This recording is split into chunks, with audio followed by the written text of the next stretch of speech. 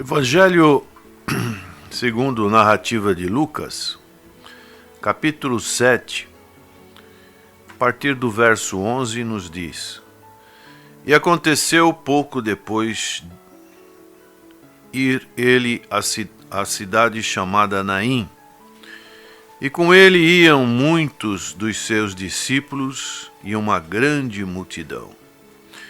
E aconteceu, e quando chegou perto da porta da cidade, eis que levavam um defunto, filho único de sua mãe, que era viúva, e com ela ia uma grande multidão da cidade.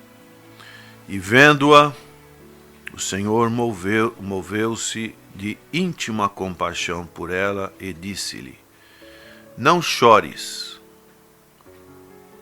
E chegando-se, tocou o esquife, e os que o levavam pararam e disse: Jovem, eu te digo, levanta-te. E o defunto assentou-se e começou a falar. E entregou a sua mãe. E de todos se apoderou o temor e glorificavam a Deus, dizendo: Um grande profeta se levantou entre nós. E Deus visitou o seu povo, e correu dele esta fama por toda a Judéia e por toda a terra circunvizinha. Essa narrativa é exclusiva de Lucas. Não se encontra em outros evangelhos. E aqui Lucas diz que aconteceu pouco depois, que é a parte do contexto dos versos desse capítulo 7, verso 1 a 10, que o Senhor Jesus estava na cidade de Cafarnaum. Essas duas cidades ficavam no lago de Genezaré, mar de Tiberíades, na Galiléia. Ficava Naim 33 quilômetros de Cafarnaum. Então aqui vemos a disposição do Senhor Jesus de andar com seus discípulos, e aqui fala de uma grande multidão, andar 33 quilômetros. E hoje nós temos uma vida tão sedentária. Podemos ver inicialmente duas multidões nesse texto. Uma multidão que estava com o Senhor Jesus, e quando Jesus com essa multidão chega à cidade de Naim, cidades que tinham as suas portas antigamente, vinha uma outra multidão, e essas duas multidões se cruzaram. Uma multidão que vinha com o Senhor Jesus, que é o Rei da vida, que veio para trazer vida. E uma outra multidão chorosa, triste, consequência do pecado. Duas multidões se encontram. Então hoje isso é uma ilustração, um reflexo de que também existem duas multidões neste mundo. Uma multidão que está com Cristo. E eu pergunto para você nesta manhã: você está com Cristo? Cristo faz parte? Você tem caminhado ao lado do Senhor Jesus Cristo? Se você está ao lado de Cristo, você está com vida, você está alegre. Mas se você procura as coisas deste mundo, a consequência final das coisas desse mundo é a morte, é a tristeza, é a separação, é a condenação, é o julgamento de Deus, é a ira de Deus contra aqueles que estão totalmente alheios à sua vontade. E aqui nesse texto nós podemos fazer um paralelo com relação à família. A família, muitas das vezes, ela também passa por situações de tristeza, de sofrimento. Caso dessa mulher. A mulher tinha perdido o seu marido. As viúvas, os órfãos eram totalmente desassistidos naquela conjectura daquela sociedade, e então essas pessoas ficavam sem nenhum amparo. Agora essa mulher também está perdendo o seu único filho. E o sofrimento desta mãe, desta mulher, é muito grande. E na família, nós podemos também passar por momentos de sofrimento. Isso faz parte da nossa peregrinação aqui neste mundo. Uma circunstância que aparece de repente, como uma doença inesperada, uma situação financeira deste mundo traz sofrimento, desespero, uma situação de perda. Vários fatores podem trazer sofrimento para uma família. Mas vemos nesse texto que o Senhor, vendo-a, diz o texto que moveu-se de íntima compaixão. Assim como o Senhor também, quando teve na casa dos seus amigos Lázaro, Marta e Maria, amigos que hospedavam o Senhor Jesus Cristo e seus discípulos, o Senhor também moveu-se de íntima compaixão. Então pode ser que hoje na sua família você esteja passando por situações como essa, mas se você busca o recurso, o socorro, através do Senhor Jesus Cristo, a sua característica do seu caráter é a íntima compaixão. E o Senhor teve íntima compaixão por este sofrimento dessa mulher. E nas famílias nós passamos por sofrimentos. Então isto é algo até comum, natural. Mas quando temos o Senhor Jesus Cristo, Ele nos traz o consolo. É muito bom quando temos o consolo. O Senhor disse para ela: não chores. Como uma mulher poderia parar de chorar tendo seu único filho morto? Mas o Senhor é o Consolador. Ele deixou o Espírito Santo de Deus para nos consolar e também para que nós possamos, através do Espírito Santo, consolarmos uns aos outros. Nós fazemos parte também da família de Deus.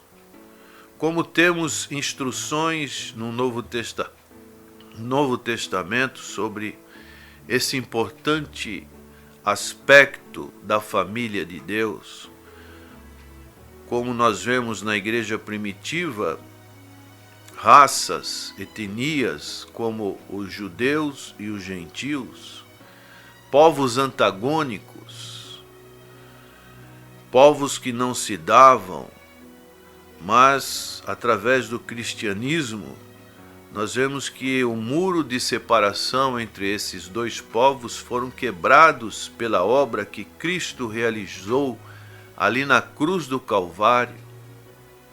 E o apóstolo Paulo foi muito utilizado, o apóstolo dos gentios, para falar sobre essa importante tema, característica. Às vezes nós vemos grupos dentro da igreja, às vezes tendo conflitos entre si, e já é uma situação difícil para um pastor estar administrando. Imagina para aqueles apóstolos poder administrar situações tão conflitantes como eram judeus e gentios. Mas o Senhor deu grande sabedoria do alto para o apóstolo Paulo, falando das riquezas espirituais que tanto judeus como gentios poderiam ter em Cristo Jesus. E quando essas verdades, elas são mencionadas e são como que aproveitadas, encaixadas na nossa mente espiritual, nós recebemos esse consolo que o Senhor Jesus disse como exemplo para esta mulher: não chores. E o Senhor não ficou somente no consolo, o Senhor tomou uma atitude, porque Ele é o dono da vida. E o texto diz que ele, chegando, tocou aquele esquife e disse para aquele jovem: te digo, levanta-te. E o defunto assentou-se e começou a falar e entregou-o à sua mãe. Isso nos mostra que mesmo que estejamos com sofrimento, recebamos consolo nas nossas famílias, sempre é um tempo de recomeço. Aquela família estava num tempo de recomeço.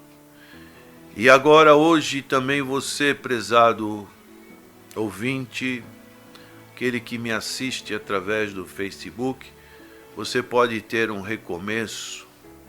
A sua família tem a oportunidade de ter um recomeço quando o Senhor Jesus encontra-se com essa mesma família. Como é bom recomeçar, levantar-se. Às vezes a cana que está quebrada, o Senhor não corta, ela dá nova vida.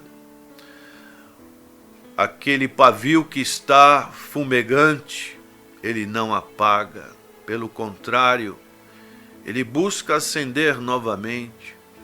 Você que está um tanto que desanimado com a vida cristã, que não deveria estar desanimado, porque a vida cristã é algo de mais precioso que podemos ter nesse mundo.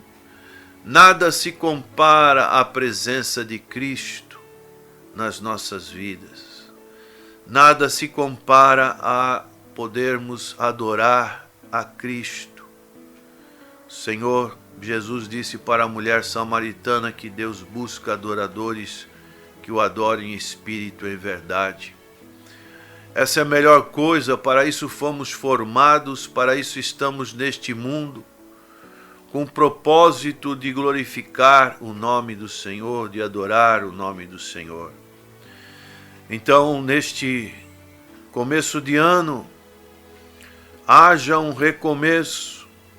As coisas que estão mortas na sua vida, as coisas que estão mortas no seu relacionamento familiar, pode ser recomeçada através do amor que Jesus derrama em nossos corações. E o Senhor entregou a sua mãe. Imagine a alegria que essa mãe agora teve de ter esse recomeço novamente, de seguir o curso natural da sua vida juntamente com o seu filho. Que alegria! E esta mesma alegria o Senhor quer proporcionar aos nossos corações. Quando abrimos nossos corações para Cristo, pedimos que para Cristo reine nos nossos corações. É uma alegria indizível, como diz o apóstolo Pedro. Uma alegria que não vai mais sair. Uma alegria que não vai mais parar.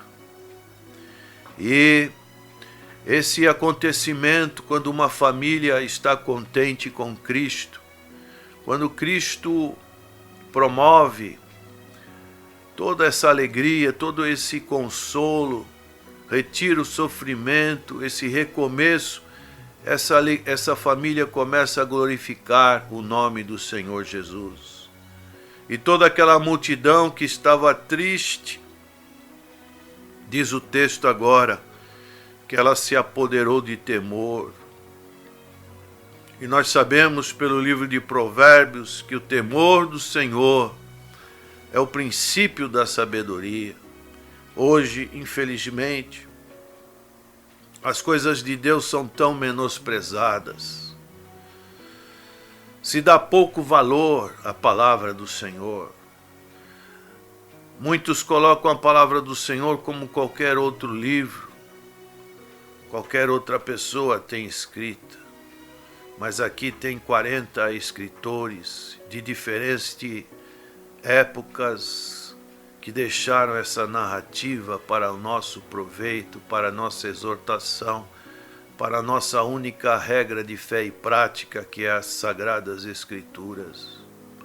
Então precisamos restituir este temor do Senhor, e essa multidão, além desse temor, começou a glorificar a Deus, a dar glória a Deus. Por quê?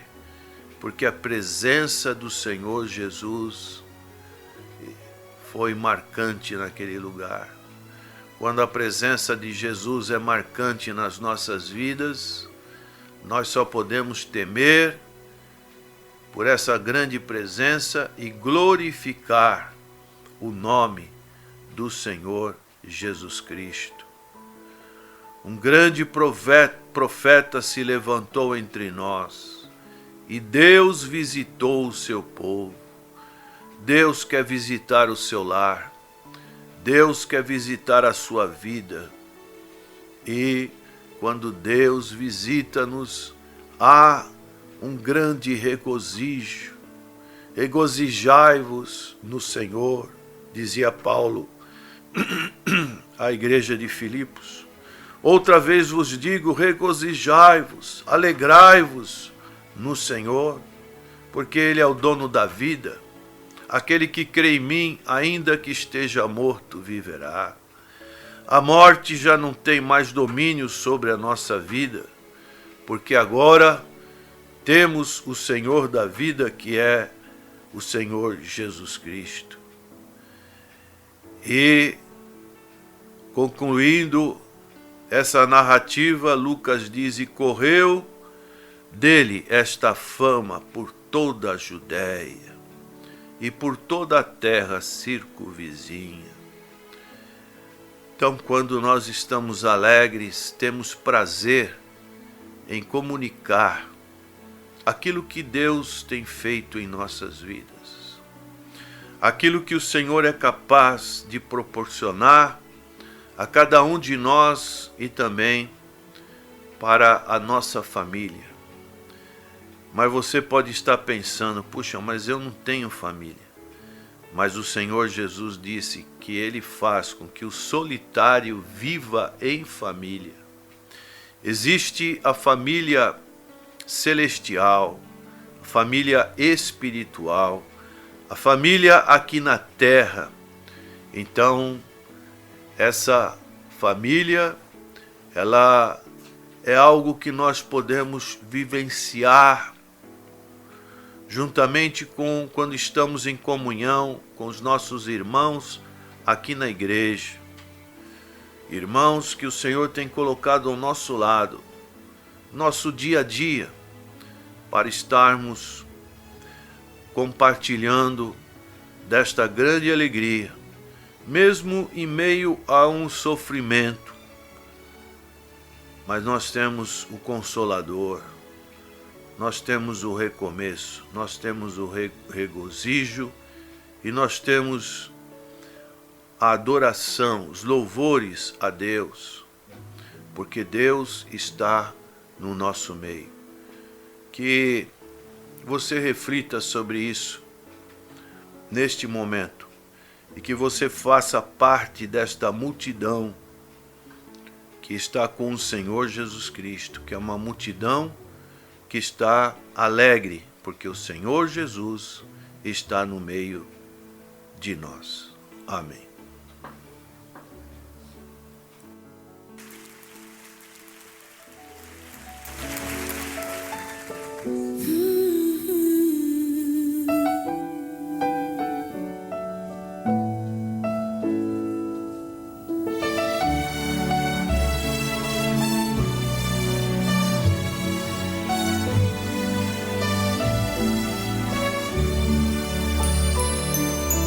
Não existe nada melhor do que ser amigo de Deus,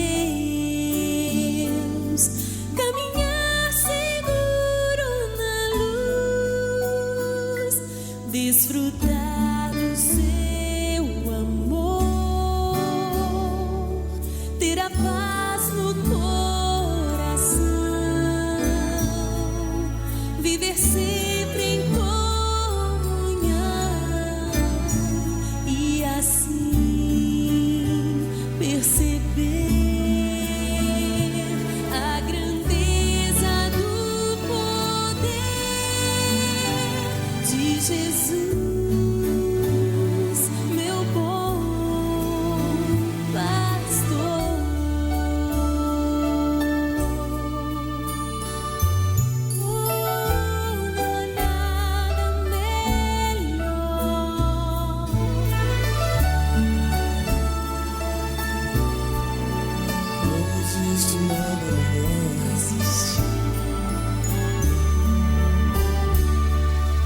Não existe nada melhor do que ser amigo de Deus, caminhar seguro na luz, desfrutar seu amor, ter a paz no coração, viver sempre em comunhão e assim perceber a grandeza do poder de Jesus, meu bom pastor.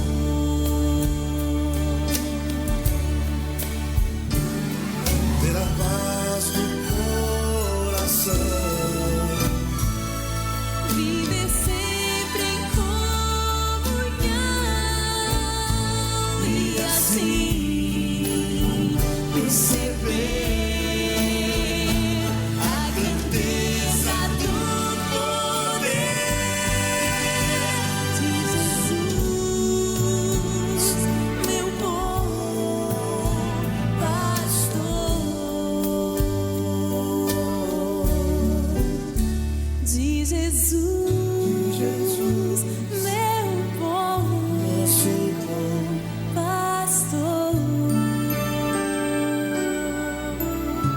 nosso bom pastor, nosso bom pastor Jesus.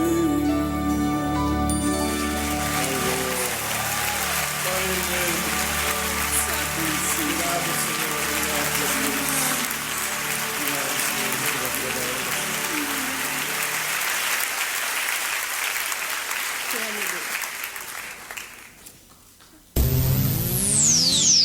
Quero convidar aqui ao palco David.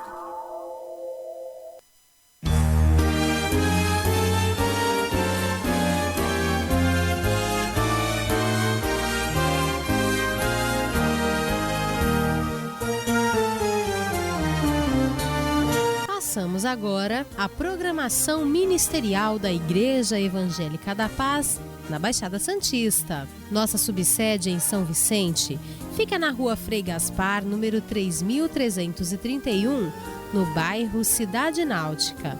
Nossos cultos ocorrem todas as quartas e sextas-feiras às 20 horas. Quinta-feira temos o nosso culto vespertino a partir das 15 horas.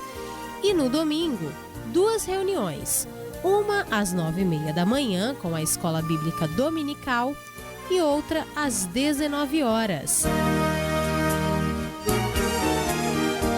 Nossa subsede em Vicente de Carvalho está situada na Avenida Oswaldo Cruz, número 1108, no bairro do Paicará. E os cultos ocorrem todas as quartas e sextas-feiras a partir das 19h30 e aos domingos às 19 horas. Participe também dos trabalhos na nossa sede, na Rua Silva Jardim, número 503, no bairro do Macuco, em Santos. Em nossa sede, nos reunimos às terças-feiras, a partir das 19h30. Quarta-feira, temos um culto vespertino, a partir das 15 horas. Quintas-feiras, às 20 horas. E aos domingos, às 9 horas da manhã, com a Escola Bíblica Dominical, e às 19 horas. Se você quiser se informar melhor sobre os nossos cultos, ligue na secretaria da nossa sede, 3232-4337.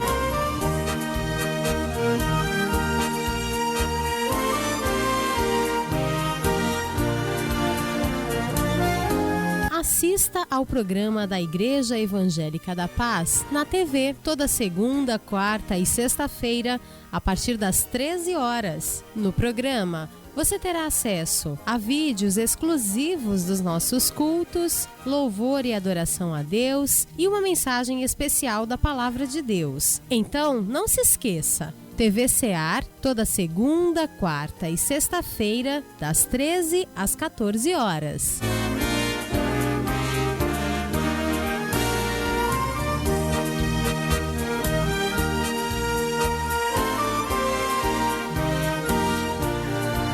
Você precisa de oração? Nós queremos orar por você. De segunda a sexta-feira, das 9 da manhã ao meio-dia e das 14 às 17 horas, você tem o Disque Oração. A palavra de Deus nos diz em Tiago, no capítulo 5, versículo 16, que a oração feita por um justo pode muito em seus efeitos. Então, se você precisa de oração ou conhece alguém que está precisando, anote o número do nosso Disque Oração, 3224 1383. 3224 1383. Disque Oração da Igreja Evangélica da Paz.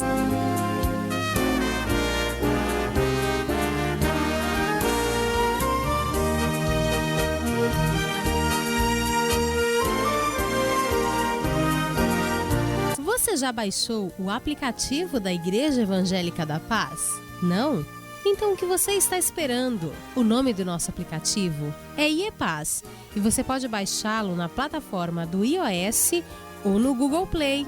E assim, poderá levar a nossa programação por onde você for, 24 horas por dia. Igreja Evangélica da Paz. Seriedade na palavra.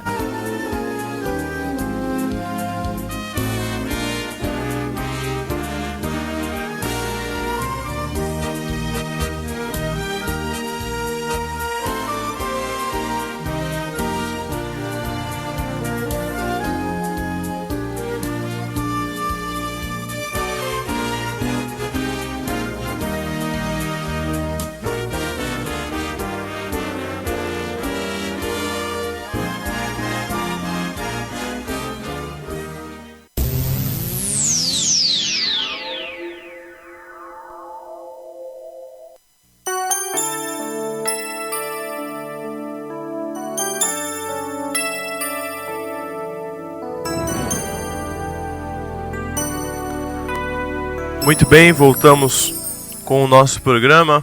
Antes de respondermos aqui algumas perguntas no nosso segundo bloco, gostaríamos de convidar novamente todos para hoje, a partir das 19h30, estar aqui conosco para o início da nossa semana de oração, a partir das 19h30, começando o ano na casa do Senhor, orando, buscando a presença do Senhor, e você é o nosso convidado para estar aqui com a gente neste momento, amém? Então, hoje, de segunda a sexta-feira, todo dia às 19h30, nós vamos estar aqui orando junto com os irmãos. e você é o nosso convidado para estar aqui com a gente neste momento. Amém? Convide seus amigos, traga seus familiares, muitas pessoas passando férias aqui ainda na nossa região. Então, traga as pessoas para estarem aqui com a gente, começando esse ano da melhor maneira possível, entregando o controle, a direção de tudo aquilo que formos fazer no decorrer desse ano nas mãos do Senhor. Temos aqui a pergunta do Janderson, e ele pergunta: gostaria de saber se uma pessoa que está indo para a igreja, porém não se casa com seu cônjuge, ela será salva? E ele diz: eu quero casar, mas meu cônjuge não quer. Que atitude devo fazer segundo a palavra de Deus? Vamos ler Mateus capítulo 19, quando o Senhor Jesus está falando sobre a questão do divórcio e a questão do casamento. E ele fala a respeito, especialmente no verso 4, Mateus 19. Então respondeu ele: não tendes lido que o Criador desde o princípio os fez homem e mulher, e que disse: por esta causa deixará o homem pai e mãe, e se unirá à sua mulher, tornando-se os dois uma só carne. De modo que já não são mais dois, porém uma só carne. Portanto, o que Deus ajuntou, não separe o homem. Replicaram. Então até o verso 6 temos lido. Então nós vemos que o casamento é uma instituição divina e também é uma instituição legal, civil, porque quando um homem e uma mulher estão juntos, vivendo maritalmente, sem passarem o papel no cartório, existem leis que dão segurança. Agora, é algo que esta instituição civil, Paulo fala que nós devemos respeitar as autoridades. Então, existe a lei do casamento. Então, o cristão, ele deve cumprir com esse quesito de estar oficializando, formalizando essa união. Se essa união não é formalizada, ela é algo que não está de acordo com a palavra do Senhor. Então, está desrespeitando aquilo que Deus instituiu no início, que é o casamento. O Senhor Jesus, ele, quando foi inquirido sobre a questão do divórcio, ele remeteu essa questão anterior àquilo que Moisés tinha permitido, que era o repudio. Por qualquer motivo, a pessoa podia dar o divórcio, acontecer o divórcio. Então, biblicamente, em primeiro lugar, o que a Bíblia nos orienta é que o casamento seja feito sem jugo desigual, mas que seja um jugo igual, isto é, uma pessoa que tenha Cristo deve procurar uma pessoa que também tenha Cristo. Porque que comunhão há com a luz e as trevas? Não é possível ter essa comunhão. Muitos às vezes casam pensando: mas com o tempo o meu cônjuge vai aceitar a fé em Jesus. Às vezes acontece, mas é muito perigoso. Quem convence do erro, do pecado, quem proporciona arrependimento é o Espírito Santo. Podemos apresentar várias razões para uma pessoa crer, mas essas razões não são suficientes para que ela tenha um compromisso com Cristo. O único que pode realizar isso é o Espírito Santo. O Espírito Santo que ele convence do pecado. Então não é aconselhável esse início de relacionamento. E tudo está no início, né? Se a pessoa começa errado um relacionamento, depois no meio desse relacionamento, a situação continua e fica mais difícil haver uma reparação. De modos que quando jovens, né? E hoje é muito raro, tanto o homem casto e a mulher virgem comparecem diante de Deus, oficializando o seu casamento e tendo essa oficialização tanto pela lei dos homens como também pela lei de Deus. Deus abençoa. Trazemos uma espécie de um sacrifício, como diz Paulo em Romanos 12, um sacrifício agradável a Deus. Ele diz lá que os nossos corpos como sacrifício vivo, santo e agradável a Deus, que é o vosso culto racional. Então toda aquela pureza, porque Deus é puro, é abençoada. Isso é lógico, óbvio. Agora, quando trazemos algo que já está manchado, como poderemos reivindicar a bênção de Deus? Ah, mas tem o arrependimento. Sim, realmente há o arrependimento e Deus abençoa. Mas isso é uma exceção. O ideal bíblico é que tanto o jovem seja casto como a moça virgem, para que haja realmente esta plenitude da bênção de Deus. E aqui se torna uma situação complexa, porque nossa consulente diz: eu quero casar, mas meu cônjuge não quer. Que atitude devo fazer segundo a Bíblia? Fica um impasse difícil de ser resolvido, porque é uma situação que a pessoa está desobedecendo a palavra de Deus como única regra de fé e prática.